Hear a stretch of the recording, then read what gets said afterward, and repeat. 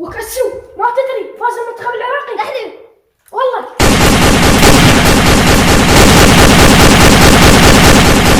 والله كان شكري كيف فاز المنتخب العراقي تكتل معانا كان نريد نفرح بيه كان تفرح اكثر وصلي لك ركعتين اقرا قران شي فيك ترمي يا كانت لك ولد عمود تعال وراك هاي فلوس راح تجيب لنا شيء من المحل.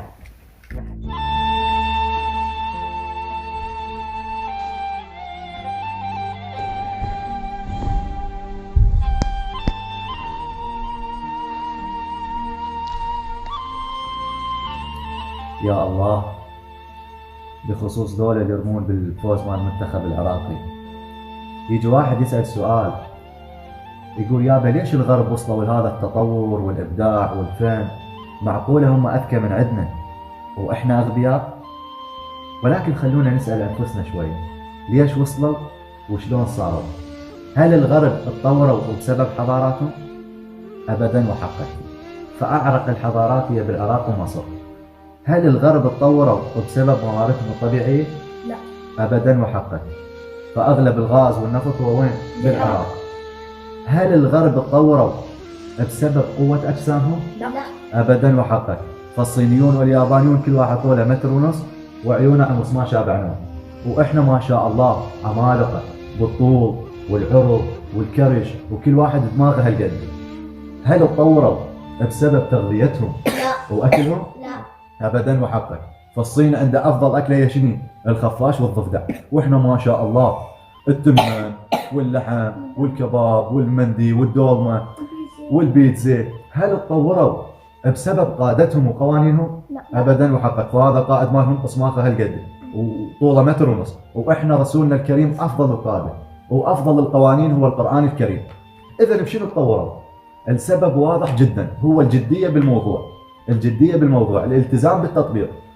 فالممنوع عندهم ممنوع وما حد يتجاوز عليه، الإشارة الحمراء بالشارع عندهم خط أحمر ما حد يتجاوز عليه، والكل ينتقد المخالف ويحاسبوه. أما احنا نعرف الخطأ ويوميا نطيح به، نعرف الحرام ويوميا نفتخر نسوي به. وأبسط مثال على ذلك هو الرمي بفوز المنتخب العراقي. منو يعرف بأن الرمي حلال وحرام؟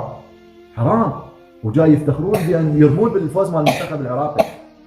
المراجع حرموا، العلماء تكلموا، الخطباء نبهوا، ونفس الحاله. وتجي لما تجي وتقول له عمي ليش ترمي؟ يقول لك والله فرحان وجاي ارمي.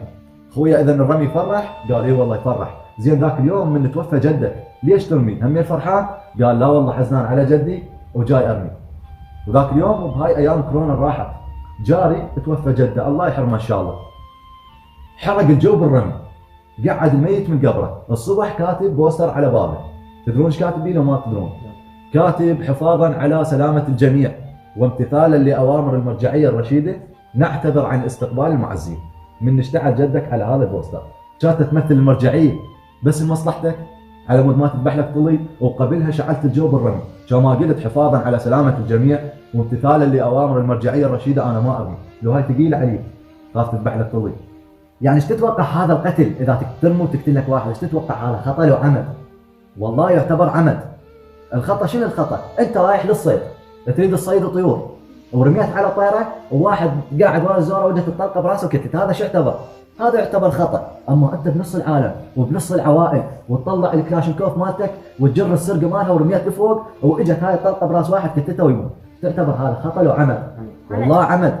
والله سبحانه وتعالى يقول من قتل مؤمنا متعمدا فجزاؤه جهنم. يعني وين تروح من الله سبحانه وتعالى ما ادري.